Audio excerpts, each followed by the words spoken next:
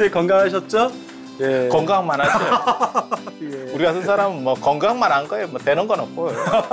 선생님 비도 많이 오고 했는데 뭐 피해 날 거는 없겠죠? 어떤 거요? 뭐 절에나 이런 거? 글쎄요. 절에 살면 되게 좋은 것 같아요. 저도 사람들이 비 피해 없냐 이렇게 물어보는데 망고 걱정이 없죠. 이유는 내 절이 아니니까. 주지 스님과 원주 스님이 걱정을 하시죠. 이거 멀쩡해서 주지 스님이 들으면 굉장히 불쾌하실 것 같은데요, 스님? 안 들으시도록 적절하게 처리하겠습니다. 저는 이제 비 오는 것보다 눈이 싫어요, 스님. 눈을 저희가 다 치워야 되거든요. 거기는 기계 이런 거 없어요? 기계가 잘 작동을 안 해요. 결국은 사람이 좀 손으로 밀어야 돼요. 그게 이제 주지 스님이 좀 약간 싸게 하려고 대중들을 힘들게 한 거예요. 저는 모르는 일입니다, 주지 스님. 저는 모르는 일입니다. 사찰에 가면 항상 불상이 있습니다. 사찰에 있는 불상은 왜 다 금빛일까?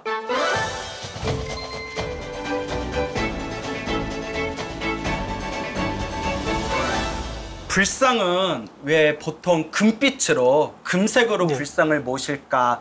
사실 저 그런 질문 많이 받아왔어요, 스님. 아, 그래요? 예. 이렇게 예전에 사찰에 이제 절에 있으면 가끔 절에 대해서 잘 모르시는 분들이 이렇게 관광 차원에서 오신 분들 있잖아요. 그럼 가끔 지나갈 때 막 질문하잖아요. 저거 주련, 한자로 된 주련 보면서 저거 무슨 뜻이에요? 물어보시는 분도 있고. 근데 스님 왜 법당마다 부처님을 다 이렇게 금색으로 모셨는데 그게 어떤 특별한 이유가 있는 겁니까? 라는 질문을 많이 받았거든요. 오늘 왜 불상을 금색으로 많이 모실까? 라는 부분에 대해서 또 스님께서 아주 해박하게 짚어주시리라. 금색 싶습니다. 아닌 적 본 적 있으세요? 금색 아닌 경우요? 예를 들어 돌로 만들었을 경우, 석불 같은 경우, 그리고 목불 같은 경우에도 금으로 안 한 목불 있지 않습니까? 그런 것도 이제 금색은 아니지 않습니까? 그래요? 예. 아니 근데 개인적으로는 사실은 저는 그런 질문을 거의 받아본 적이 없어요. 왜냐하면 다 그냥 금색이었기 때문에 의뢰이, 그러니까 마치 우리가 허리 굽혀서 인사하는 거를 가지고 누가 물어보지 않듯이 그냥 다 익숙한 거죠. 그래서 질문을 받았다는 게 굉장히 좀 특이했어요. 그래서 내가 무슨 생각했냐면 방금 스님 얘기를 들으면서 내가 생각보다 관광객이나 이런 분들하고 접촉면이 굉장히 없구나. 내가 숨어 사는구나. 이 생각을 했어요. 저는 다르게 생각이 되는데요. 관광객들이 질문하기에 너무 부담스러워 보이는 게 아니었을까요? 눈썹이 너무 진하셔가지고. 저도 좀 만만해 보이고. 그래서 금색으로 되어 있는 게 이제 여러 가지 이유들이 있습니다. 그래서 동아시아적인 기원을 얘기하면 황제만, 금색하고 자주색은 황제만 쓸 수 있는 색이에요. 그래서 임금 골룡포는, 조선의 골룡포는 빨간색, 그러니까 황색 밑에로 떨어지는 거죠. 그런데도 불구하고 숭유억굴 상황에서도 금색을 썼으니까. 그러니까 금색을 쓴다라고 하는 거는 최고의 지존. 색은 현대하고 다르죠. 예전에는 색은 신분제가 뚜렷하게 있어서 영의정집도 단청을 못했습니다. 황제가 있는 곳만 어떻게 보면 최고의 단청을 할 수 있었고, 그래서 경복궁이나 창덕궁보다도 사찰 단청이 더 화려해요. 그렇게 가능한 이유는 뭐냐면 부처님이 황제랑 같은 레벨이었기 때문에, 그래서 금색을 쓰는 게 어떻게 보면 굉장히 자랑스러운 거예요. 그런데 요즘은 약간 이제 너무 이렇게 번쩍번쩍한 게 약간 촌스러운 게 아니야, 이렇게 말하는 사람들이 있어. 그런 얘기 못 들어봤어요? 못 들어보고 서로 다른 사람을 만나는구나. 우리는 같은 사람을 공유하지 않아요. 금색 번쩍번쩍한 게 촌스러워 보여요 라는 말은 지금 처음 들어보는데요, 선생님? 그래요? 아니 이게 이제 예전에는 그런 컬러를 굉장히 좋아했는데 요즘은 약간 파스텔 톤 좋아하니까 좀 약간 좀 이렇게 보이는 거 아니에요? 이러면 우리 같은 사람이 뭐라고 얘기하냐면 전생에 신분이 떨어지는 데 있어서 우리 같이 저런 색을 봤을 때 이렇게 환희심이 나면 전생의 신분이 높았던 거고, 이제 조금 떨어지는 사람, 꼭 절에 와서 단청 보고 무서워하는 애들이 있어요. 사천왕 보고 무서워하고. 전생에 이제 조금 약간 이렇게 밑에 살았지. 본론으로 돌아와서 왜 금색이냐 했을 때 스님께서 금방 동아시아 문화에서 봤을 때 황제와 같이 귀한 어떤 존재임을 표시하는 거다. 그렇죠. 예, 그래서 숭유업불 상황에서도 부처님 몸을 금빛으로 이렇게 이제 모시는, 불상을 모시는 것이 꾸준히 유지되어 온 것이다. 이런 말씀을 하셨는데 또 다른 이유가 있을까요? 기와도 사실은 황색을 썼었고요. 그래서 자금성 가면 자주색이라는 의미도 있고 그 다음에 황색이라는 의미도 있고 그 두 가지를 다 쓰죠. 그리고 불교에서도 자하문, 부처님을 말씀하실 때 자금광, 자하문 뭐 이런 표현들을 쓰잖아요. 그래서 이 자색하고 금색을 쓰려고 하는 아주 그런 깊은 의미들이 있고, 그런데 되게 재밌는 거는 이게 동아시아 전통에서만 만들어진 거면 그럼 남방불교는 어떻게 할래? 이렇게 물어보시는 분이 있어요. 저도 그거 물어보려고 했거든요. 예. 그럼 물어보지 왜 안 물어봤어? 선 이야기 끝나시면 딱 제가 찔러보려고 그랬죠. 공격하려고 이렇게 좀 공격은요. 스커드 미사일처럼 이렇게 딱 준비를 하고 있었구나. 근데 그게 또 뭐가 있냐면 이렇게 수행을 하면 아우라가 몸에서 나오는데, 그러니까 어떻게 보면 수행의 연기, 부처님 같은 경우는 그게 한 3m까지 간다는 거거든요. 그게 이제 두광, 신광, 머리 중심으로 나오면 두광, 몸까지 나오면 신광. 그렇게 해서 한 1장 정도 가신다 그러는데, 이게 최고 레벨은 금색이 나옵니다. 그 다음 이제 약간 떨어지는 게 흰색. 옷이 하얀색 같은데요. 내 주변으로 뭐 금색 안 보여요? 쓰면 눈썹만 보여요. 그래서 저는 또 이런 얘기 들었어요. 실제로 기록에 의하면, 뭐 경전이나 기록에 의하면 실제로 부처님의 몸에서 금빛 몸이 나왔다. 금빛 색깔이 나왔다. 그래서 금빛이 나왔기 때문에 그걸 또 그대로 계승하고 형상화하는 것이다. 그게 이제 방금 얘기한 그 수행. 예, 수행과 아우라, 에너지. 30 이상, 예. 30 이상 80종호의 그런 이야기가 있고, 더 깊이 들어가면 좀 석가족하고 관련된 이야기도 하나가 있어요. 석가족하고요. 석가는 능력자라는 뜻인 거고, 그 석가족 말고 나라 이름으로 할 때는 우리가 갑이라고 이렇게 하거든요. 갑이라 선인 때문에 생긴 거예요. 그 동네에 그러니까 굉장히 잘 나가는 선인이 있었는가 봐. 수행자. 신선이란 말이죠. 수행자. 예. 굉장히 잘 나가는 수행자가 있었는데 그 사람 때문에 그 동네에 이제 지명 이름이 된 거예요. 그렇게 되는데 그 갑이라가 번역하면 황두입니다. 황두. 네. 노란색 머리. 머리 두자. 그 머리를 이제 뭘로 해석을 해야 될지가 이제 조금 애매하죠. 그걸 머리카락으로 놓으면 아리안족 같이 해석이 될 수 있어요. 금발의 아리안족. 예. 수행을 막 해서 굉장히 고행을 하는, 어떻게 보면 남쪽에서 올라온. 근데 네팔이라고 하는 데가, 스님 그 가비라 쪽에 가보셨어요? 아니, 저희 집하고 멀어서요. 인도 안 가보셨어요? 인도 가보겠어요. 델리 박물관 가봤어요. 부처님 사리. 아니, 부처님 고향 쪽은 안 가셨어요? 안 가봤어요. 나중에 스님 가실 때 따라갈게요. 왜 안 갔어요? 스님 안 불러주셨잖아요.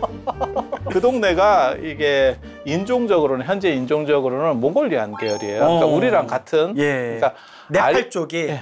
그렇죠. 네팔 산악 쪽이 티베트 분들이나 이렇게 비슷하다고 보면 돼요. 그러니까 부처님의 2600여 년 전 고향인 그 가필라국이 있고 지금의 네팔 그쪽에 몽골리안 계통이 많다.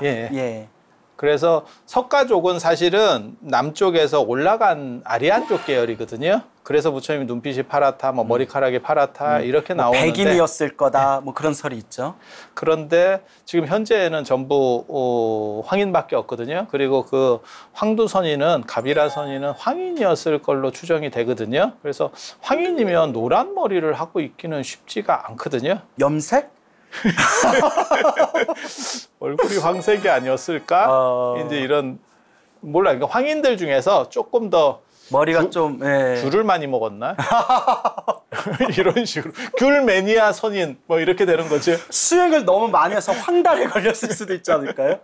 그러니까 스님이 지금 말씀하신 게 부처님의 고향 카필라성의 카필라, 한문으로는 가비라라고 하죠. 이 카필라성의 카필라가 그 카필라라는 선인이 있었던 곳이고, 그래서 이름이 카필라국이 되었고, 카필라성. 카필라라는 뜻이 누를 황에다 머리도, 누런 머리. 그러면 그런 어떤 어원에서 추리해 볼 수 있는 게, 그게 부처님의 불상을 황금문색으로 하는 것도 영향이 있을 수도 있다라는 거 짚어주시려는 거죠. 그러니까 세 가지를 얘기할 수 있는 거예요. 동아시아에서의 최고 존귀한 색깔, 황제만 쓸 수 있는 색깔을 씀으로 인해서 불교의 권위를 최상으로 올리는 거. 그 다음에 이제 수행과 관련해서 이렇게 후광이 나오는 거. 그게 이제 최고급이 황색. 그리고 그 황색 중에서도 이게 파장이 더 이렇게 멀리까지 가는 거를 최고로 보거든요. 그래서 그런 부분 한 가지. 그 다음에 석가족과 관련해서 이제 그 가비라 선인 이야기에서 나오는, 그러니까 석가족이 거기 살았으니까 그 영향을 좀 받았을 거겠죠. 그래서 황색에 대한 존귀성이라고 하는 부분이 좀 더 강조가 됐을 것 같아요. 그래서 이런 것들이 복합적으로 작용을 해서 지금 황색으로. 그리고 동아시아 전통에서는 분명해요. 그거는. 그 이유는 뭐냐면 황제의 권위. 그거는 성인군주론이라고 합니다. 성인과 황제는 레벨이 같다. 그리고 저는 황색 쓰는 거를 저도 굉장히 좋아하거든요. 저도 금 매니아입니다. 이렇게 수행을 하니까 이쪽이 좀씩 이렇게 금색으로 바뀌는 것 같지 않아요? 글 좀 그만 드세요. 예. 제가 본 내용하고도 비슷한 것 같은데요. 저도 이렇게 대장경에서 찾아보니까 왜 부처님 몸을 황금으로 많이 이렇게 부처님의 형상을 표현하느냐. 금방 이야기한 거고 비슷한 것 같아요. 첫째가 실제로 부처님 몸에서는 황금빛이 나왔다. 그거 첫 번째. 또 두 번째는 황금은 말 그대로 사람들이 가장 귀하게 여기는 거잖아요. 그 당시. 맞아요. 지금도 그렇지만 가장 귀하게 여기는 그 황금, 그것으로서 아낌없이 가장 존귀한 부처님 몸에다가 이제 형상으로서 모시는 것이다. 그 어떤 존경의 의미겠죠. 우러러보는 존경의 의미. 세 번째가 굉장히 독특했어요. 우리가 금강이라는 표현 쓰잖아요. 금. 세상에서 가장 단단한 물질을 금강이라고 많이 표현하지 않습니까? 황금으로 모시는 거, 황금색으로 모시는 게 변하지 않고 영원토록 부처님의 법이 세상에 남아있어라, 유지되어라, 부처님의 법이여 영원하라, 이런 의미로 황금색을 모신다. 이렇게 이제 또 정리가 돼 있더라고요. 맞아요. 그 부분도 있는데 금이라고 하는 게 사실은 동아시아에서는 신선하고 통하거든요. 그러니까는 변하지 않는 불사. 요즘은 이제 다이아몬드 선전하면서 변하지 않는 영원함, 드비어스 뭐 이렇게 나오거든요. 그게 이제 어떻게 보면 그 회사가 가장 이미지를 잘 만들어낸 케이스라고 볼 수 있거든요. 근데 다이아몬드는 사실은 르네상스가 어느 정도 이상 지나가고 난 뒤에 보석으로 인정받고 그전에는 보석으로 인정받지 못했어요. 가공이 안 돼서 그래요. 너무 단단해서. 그래서 그 드비어스라는 회사가 사실은 거의 완전히 지금의 우리가 생각하는 결혼 이꼬르 다이아몬드라는 의미를 만들어낸 거고 그전에는 금이었습니다. 금같이 대단한 게 없는 게 금가락지 안 변해요. 그거는 어디 보면 변하지 않음. 그러니까는 스님이 나중에 기회가 되면 발굴할 때 한번 참석을 해보세요. 발굴이요? 네, 문화재 발굴. 때. 땅을 파면 무슨 일이 벌어지냐면 저 가야에 뭐 철기 이런 거 나오잖아요. 진짜 찝쭈그리하게 나옵니다. 사가가지고 이거는 보존 처리 안 하면 우리가 볼 수 있는 방식으로 안 돼요. 그냥 완전히 그냥 팥죽같이 나옵니다. 녹슬어서. 그리고 은이나 이런 것들은 시커멓게 나오고요. 은은 닦아야 하얀색으로 나오고 보통 때는 까매지잖아요. 닦아야겠네요. 문화재를 닦으면 진짜 재밌을 것 같아요. 청동은 이제 녹슬어서 나오고 퍼렇게 녹슬어서 나오고 금은 야 이거 어제 넣은 거 아니야? 이런 강렬한 포스로 나옵니다. 변하지 않아요. 이게 보면 진짜 감동이에요. 야 이래서 금이 진짜 대단한 거구나. 이런 생각? 이거를 우리만 했겠냐고요. 옛날 사람도 보면서 했겠죠. 금하고 옥을 이 동아시아 사람들이 굉장히 좋아하는 이유 중에 하나가 뭐냐면 그 불멸성. 그래서 우리가 귀한 애들한테 내가 너를 어떻게 키웠는데 옥이야 금이야 키웠는데가 그래서 나온 거군요. 가장 귀하게 키웠다. 이제 금하고 옥을 그렇게 쓰는구나.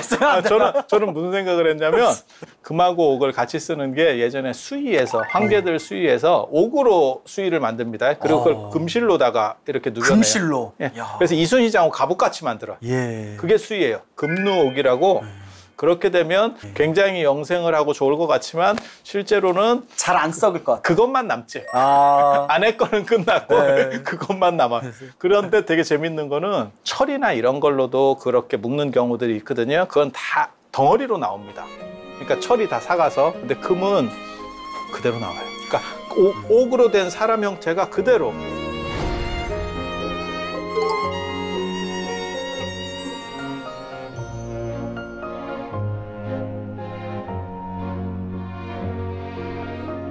이 금이라는 게 어떻게 보면 영원불멸성을 상징하고, 그게 지금 아까 스님 말씀하시는 것처럼 부처님의 가르치며 영원하라. 이렇게. 또 한 가지가 뭐가 있냐면, 불상을 최초로 만드는 이제 중화암경의 기록에 보면 뭐가 나오냐면, 부처님께서 33천 어머니를 위해서 설법하러 가시거든요. 천상세계 갔을 때 그리워가지고 부처님과 똑같은 모습을 하나 만들었다. 그게 이제 어떻게 보면 불상의 권위를 이제 만들어내려고 갖다 붙이는 얘기인데, 그게 이제 우전왕이 전단향으로 만들었다라고 하는 게 있고, 그걸 만들고 조금 있다가 코살라우게 파사잉학이 금으로 만듭니다. 제일 좋은 거. 거기서 우전왕이 전단향 귀한 나무로 만들었지만 난 더 귀한 거로 만들 거야. 연부당금으로 이제 만들거든요. 그게 자금이에요, 자금. 그러니까 금이 지금처럼 우리가 99.99 금이 있는 게 아니고, 예전에는 순도가 많이 떨어집니다. 그 정제하는 이제 그게 기술이 떨어지는 거예요. 그래서 금마다 색들이 좀씩 달라요. 지금도 있잖아요.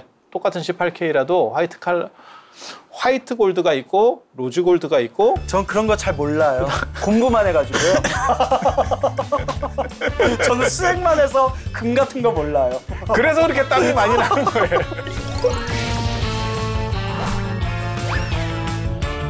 금이란 불변성에 대해서 이야기 나눴잖아요. 우리가 흔히 사경하실 때, 부처님의 경전에서 사경하실 때 금자사경이라고 하잖아요. 맞습니다. 금자. 그것도 역시 내가 금으로, 금색으로 쓴 이 한 글자 한 글자 부처님 가르치며 영원하라. 또 이런 의미가 담겨져 있는 거겠네요. 사경도 똑같아요. 은으로 사경하시는 분들이 있고, 은자사경. 감지, 은리가 있고, 감지는 이제 감물을 들였다는 거거든요. 아주 진한 군청색. 거기에다가 이제 금으로 쓰면 감지, 금리가 되고 은리가 되고 이러는데, 은리는 열어보면 까매요. 까매요. 조금 이제 그러니까 우리 은수저 생각하면 돼요. 은수저 생각하면 돼. 약간 검해지죠. 거무스름해지죠. 그래서 약간 좀 떨어지는 느낌이 들고, 그래서 제가 그런 얘기 하는데, 조금 원가가 더 들더라도 금으로. 지금은 사실 금은이 굉장히 값이 많이 차이가 나지만, 예전에는 지금같이 그렇게까지 차이는 많이 안 났었어요. 은은 한 돈에 몇천 원밖에 안 하고 금은 30만 원이잖아요. 전 잘 몰라요, 선생님. 공부만 했다니까요. 차이가 많이 나네요, 그러면? 지금은 더 차이가 나는 거죠. 근데 옛날에는 그 정도까지 차이 나는 그러니까 우리가 금은 보석, 금은 빵 이렇게 취급을 하잖아요. 맞아요, 그러니까 금은 빵. 좀 너무 없어 보인다. 왜냐면 금은빵 이거 젊은 사람들 몰라. 아니에요. 가끔 버스 타고 지나가면 금은빵 아직도 있어요. 뭐 주얼리샵 이런 것도 아니고 금은빵, 복덕빵, 전당포 뭐 이런 거 다 굉장히 다 옛날. 재밌는 거 가르쳐 드릴까요? 금 먹으면 안 죽어요. 금을 먹으면 안 죽는다고요? 드셔보셨나요? 네.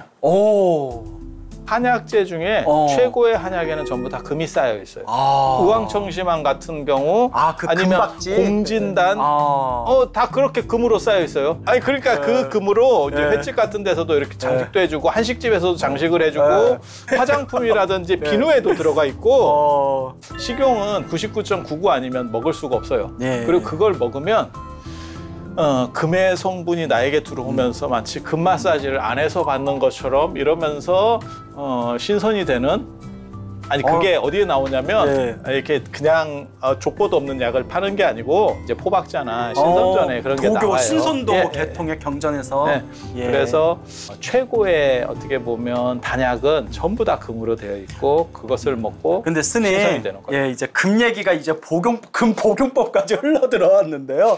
이제 다시 우리가 본론으로 와야 될 것 같아요. 그죠, 스님? 왜 부처님 불상은 왜 우리가 금으로 많이 모시느냐? 이쯤에서 일단 제가 정리의 요정이라고 불리우는 제가 정리를 한번 해볼게요. 요정치고는 너무 큰 거 아니에요? 그었으니 잠깐 중간에 우리가 한번 정리를 해보겠습니다. 자, 우리가 왜 흔히 불상을 모실 때 금으로 모시나요? 그래서 일단 황제와 같은 권위, 그러니까 가장 우러러보는 존경의 의미다. 또 실제로 부처님 몸에서 금빛 에너지가 나왔고, 그는 이제 수행의 어떤 아우라, 그쵸. 수행의 에너지, 수행의 등급을 표현하는 것이기도 하다. 그 다음에 마지막 세 번째가 우리가 좀 길게 얘기한 부분이죠. 불변, 변하지 않는다.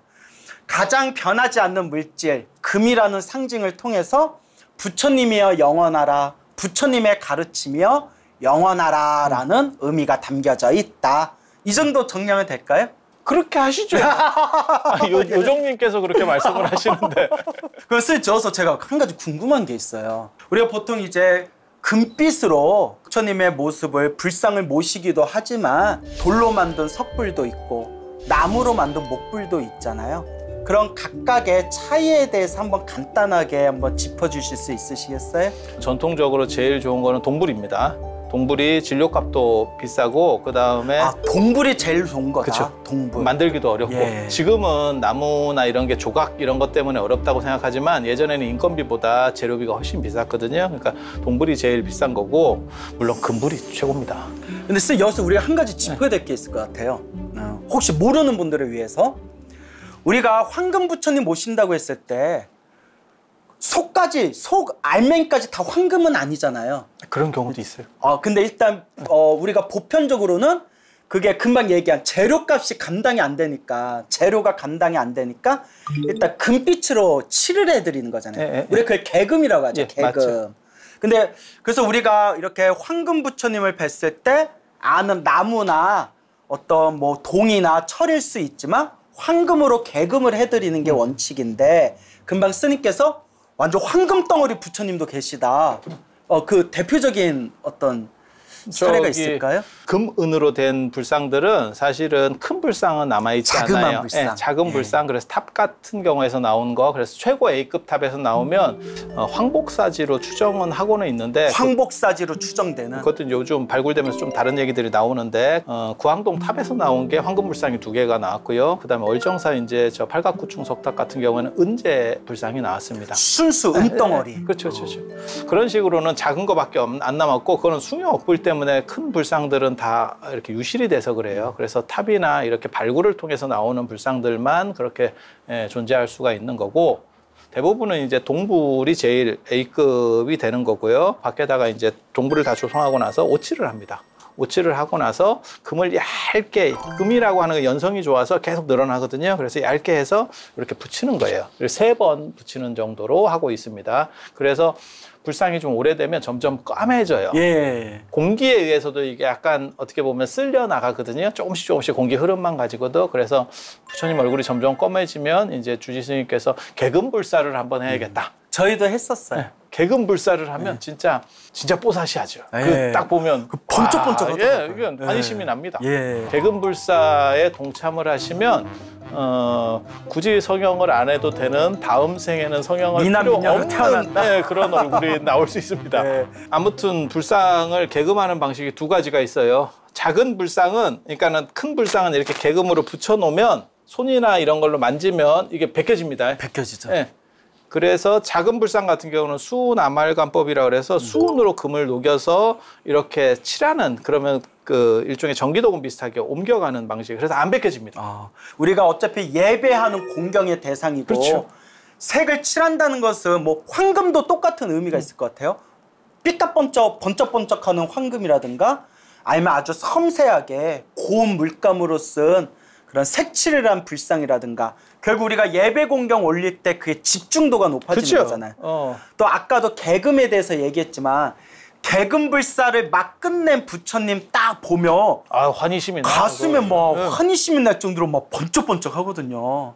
근데 근데 그럴 때 부처님께 절하면 훨씬 더 마음도 그렇죠. 더 이렇게 믿음이 강해지는 것 같고. 그러니까 예술 작품으로만 보는 사람들은 그 의미를 이해하지 못하는 거예요. 근데 스님들 입장에서는 저는 100% 신행의 의미에서 바라보는 거니까. 그렇죠, 그렇죠. 예. 그리고 되게 재밌는 게 지금 불상을 보면 가사나 몸이나 다 노란색이에요. 네. 이건 굉장히 재밌는 거예요. 약간의 차등은 둡니다. 그래서 가사는 사실을 개금은하고 살은 금색인데 약간 호분을 칠해요. 그래서 호분이라는 게 뭔가요? 그러니까는 그거는 어떻게 보면 안료 같은 거예요. 그래서 의복하고 신체를 분리시키려고 의도를 하기는 했었구나라는 생각을 읽어볼 수가 있고, 또 예전에는 중국이나 뭐 일본도 그런 게 있습니다. 뭐 동남아에도 있고 부처님의 옷을 진짜 입혔었어요. 부처님 불상의 옷을 실제로 입혔다. 네. 야, 이거는 우리 불자님들도 굉장히 새롭게 여길 부분인데요. 저는 자장률사께서 중국 오대산에서 부처님 가사를 모셔왔다라고 하는 그거를 사실은 그 부처님이 입으셨던, 진짜 부처님이 입으셨던 가사가 아니고 불상에, 영험한 불상에 착용했던 그 가사다라는 정도로 추정을 하고 있거든요. 그 말씀도 맞을 수 있는 게 2600여 년 전 부처님 가사가 자장률사면 거의 1000년 정도 지난 거잖아요.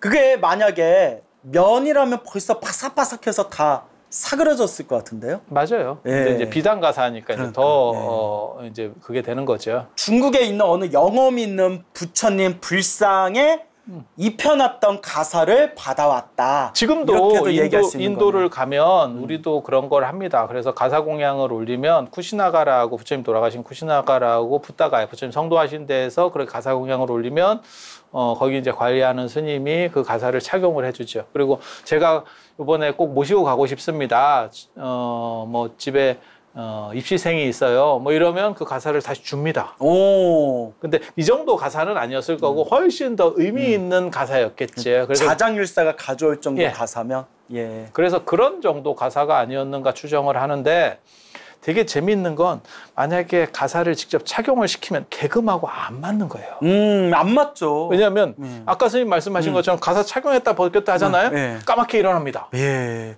자꾸 스치고. 그렇죠. 예. 그 개그만데 자꾸 그걸 어떻게 감당할 거예요? 예. 그러니까 이거는 숭유억불 된 뒤에 가사가 벗어지는 이유는, 단청도 마찬가지예요. 단청도 우리가 생각할 때는 그냥 보기에는 색을 칠하는 거 아닙니까? 예전에는 레이스 같은 걸 했었어요, 실제로. 그런데 그런 레이스들은 다 없어지고 색만 남은 게 색이 쌉니다. 한 번 하면 오래 가고 이게 반영구적이고 경제적인 싸니까 있는 거네요. 천으로 하면 계속 바꿔줘야 돼요. 그래서 숭유억불 때 그게 사라지게 된 거고, 천 장식이 다 사라지게 된 거고, 그 다음에 이게 부처님께 옷을 공양을 올리는 것도 이게 감당이 안 됐던 거예요. 그래서 요게 날아가면서 요 안에 있는 부분에서 차등이 발생하는, 제 생각에는 개금한 상태에서 이렇게 가사를 입혀드리지는 않았을 거라고 생각해요. 그러니까 스님 말씀은 분명히 불상에다 옷을 입혀드리는 가사, 우리 스님들이 입는 가사, 부처님 몸에도 가사를 입혀드리는 문화가 있었을 것이고, 그런 문화가 있었을 때는 개금을 지금처럼 개금을 약간 달랐을 거라고 생각하는 거예요. 조금 더 싸고 오래가는 걸로. 왜냐하면 오리지널 금분으로 하면 감당이 안 되니까요. 그리고 숭유억불 때 옷을 입혀드리는 문화, 그런 문화가 사라지게 되고, 차라리 이제 아예 오리지널 금으로, 금분으로 이렇게 개금을 해드리는 걸로 올인되어질 수 있다. 뭐 이런 말씀이신 거죠. 그러니까 요즘식으로 얘기하면 마네킹 같은 방식에서 피규어 같은 방식으로 바뀐 거죠. 그래서 문화가 약간 달라진 것 같다라는 생각을 합니다.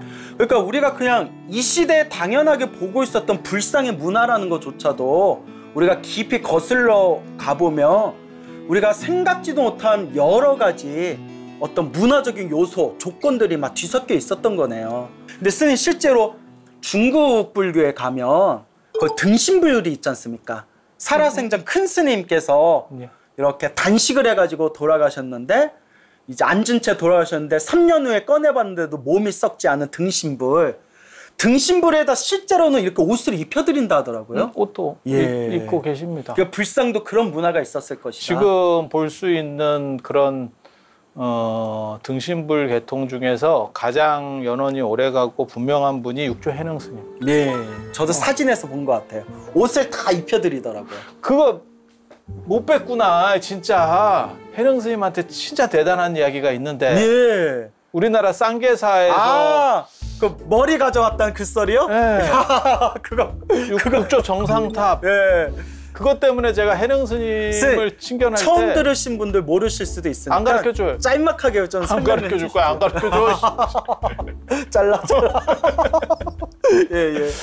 해능 스님을 너무 존중한 나머지 해능 스님이 돌아가시고 난 뒤에 신라 시대 때죠. 이게 머리를 이렇게 좀 너무 잔인한 얘기긴 한데 그게 이제 존경해서 중국에 가서 해능 쓴 등신불 머리를 모셔와가지고 쌍계사 탑전에다 모셨다. 그게 신라 시대 때. 예, 맞습니다. 예, 그 어느 스님이셨죠? 두 가지가 있어요. 예. 그러니까는 우리 쪽에서는 가지고 왔다. 예. 라고 하는 거고 저쪽에서는 해능 스님이 미리 인지하고 있어서 거기에 대해서 경계를 했었고 살아계셨을 때 그 다음에 그게 이제 절취하려고 하는 현장이 발각돼서 세콤에 의해서 걸려서 결국 시도가 안 됐다. 근데 그 기록이 있다라고 하는 얘기는 뭐냐면 양쪽 기록을 보면 시도는 있었다는 게 공통으로 보이거든요. 그러면 목에 흔적이 있냐? 해능 스님이 원래 그 영조탑이라고 그 앞에 진신탑에 모셔져 있다가 나중에 지금 조전으로 옮겨졌거든요. 그 앞쪽에 있거든요. 그리고 스님들이 들어가면 남아선사의 이야기를 하면 스님들은 들여보내줍니다. 그 조전에. 신도들은 못 들어갑니다. 스님들만 특별 대우받는구나. 스님들은. 중국은 그런 거는 아주 분명히 잘해요. 그러니까 스님입니다 라고 얘기하면 그럼 들어와서 참배하세요. 그래가지고 제가 몇 번 갔었는데 너무 궁금한 거예요. 그 보셨어요 결론에? 엄청 봤죠. 네. 눈으로 엄청 봤는데 노안이다 보니까. 확인이 안 됐구나. 그래서 끝이 아니에요. 제가 거기서 멈출 사람이 아닙니다. 그래서 핸드폰을 꺼내서 줌으로 땡기지. 이렇게 땡기셨구나. 카메라로. 줌으로 땡겼어. 그런데 중국 사람들이 그 유리 청소를 너무 안 해가지고 새까면 또 잘 안 보여. 뿌얘가지고 안 보였어. 그래서 잘 안 보여. 유리 창문을 이렇게 막아놨구나. 다 이렇게 밖에서만 볼 수 있게 칸칸이 막혀 있거든요. 그래서 바로 옆에서도 볼 수 있습니다. 근데 이게 오칠을 해놨거든요. 사실 해능 스님도 오칠을 똑같이 해놨거든요. 그래서 이게 구분이 더 잘 안 되는 거예요. 무슨 생각도 있냐면 이번에는 스마트폰 후레쉬까지 한번 키면서 하고 싶은데 근데 제가 궁금한 거는 좀 욕먹을 것 같아서 어차피 확인은 못 하셨고 확인은 못 하셨잖아요. 확인하기도 힘들고 너무 이렇게 못 박지만 굉장히 중요한 것처럼 이렇게 계속 약을 팔았는데 근데 중요한 거 정말 가져온 걸까요? 안 가져온 걸까요? 못 갖고 왔어요. 못 갖고 왔겠죠. 그냥 몸에 있습니다. 예. 그러니까 흔적이 있느냐를 보는 거지. 쌍계사 석탑에다 모셔놨다는 것은 육조 정상탑. 그 기록에 보면 되게 재밌어요. 육조 정상탑도 지금은 그렇지 않은데 예전에는 손이 들어갈 수 있는 구조였고 그 손에 넣으면 만져진다. 머리카락이 섬뜩하다. 야. 근데 이게 여기만 나오는 게 아니고 머리카락이 있으면 안 되죠. 삭발했는데 자라나요. 돌아가신 분인데 머리털이 자란다고요? 머리하고 손톱은 자랍니다. 이쯤 되면 이거 미스테리 극장이 되는 거예요. 지금 분위기가 마스다가 아니라. 아니요. 원래 자라나요. 원래 자라나. 어느 정도까지는. 근데 해능 스님 같은 경우에는 돌아가신 지 오래되셨잖아요. 믿음이 부족해. 어른 스님을 도대체 어떻게 보는 거예요? 하여튼 그럼 못 가져왔는데 그러면 그 육조 정상탑에 안에 있다 잡힌다는 건 뭘까요, 스님? 그런 어른을 모시려고 하는 사실 도의국사도 그렇고 범일국사도 그렇고 이런 분들이 전부 그 어른을 참배하겠다는 그 일념 하나로 이 사람들이 가거든요. 그러니까 가지산문의 도의국사 우리 종조고 해능 스님에 대한 공경과 믿음으로 그 생각으로 해서 모셔왔다라고 하는 어떠한 전설적인 이야기가 존재하는 거고요. 아무리 내가 존경하고 아무리 옆에 모시고 싶어도 그 하늘 같은 스승님의 등신불에 머리를 잘라가서 가져갈 생각을 감히 할 수 있었을까? 저 그게 이해가 안 되는 거예요, 선생님. 스승 같으면 하시겠어요? 그런데 진짜 한 가지만 비유 드릴게요. 제가 자연스을 너무 좋아해요. 근데 자연스이 가가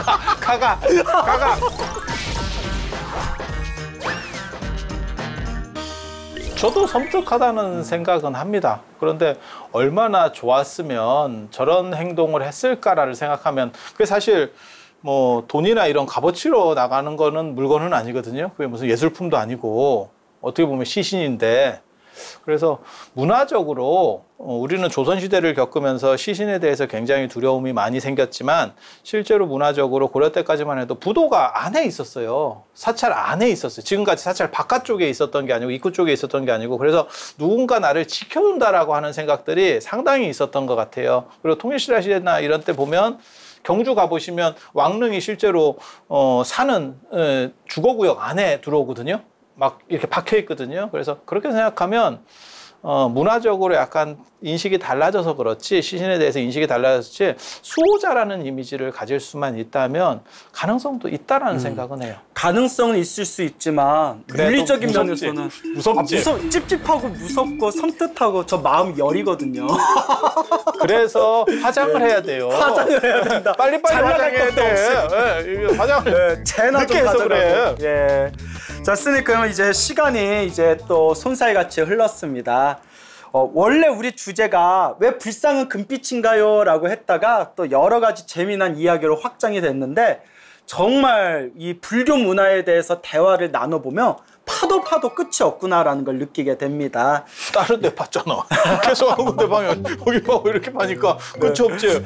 정리요정님께서 잘 정리해 보셔. 자, 그럼 정리의 요정의 정리를 해드리자면, 자, 불상은 왜 금빛인가요? 뭐 아까 충분히 정리했잖아요. 예, 존경의 의미, 공경의 의미, 또 실제로 수행이 깊으신 완전한 깨달음을 얻으신 부처님의 몸에서 황금빛이 나왔다라는 그 역사적인 유래, 그리고 금이라는 영원성, 불변성을 상징하면서 부처님의 가르침 영원하소서라는 의미, 요 정도로 이제 정리하면 우리 왕초보 불자님들도 충분히 이해하셨으리라 생각합니다, 스님. 예. 맞습니다. 그리고 금빛을 보고 그것의 의미와 그 다음에 그것을 보고 굉장히 이렇게 환희심이 나면 전생에 굉장히 귀했던 사람이에요. 요새 전생에 조금 꽂히신 것 같아요, 스님.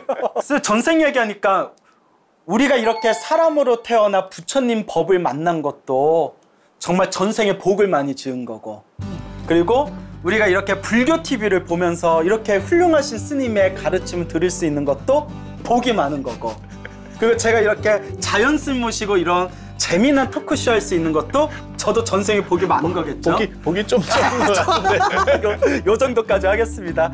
예, 스님, 그러면 또 다음 시간에 또 뵙겠습니다. 예, 스님 오늘 감사드립니다. 예, 고생 많이 하셨습니다.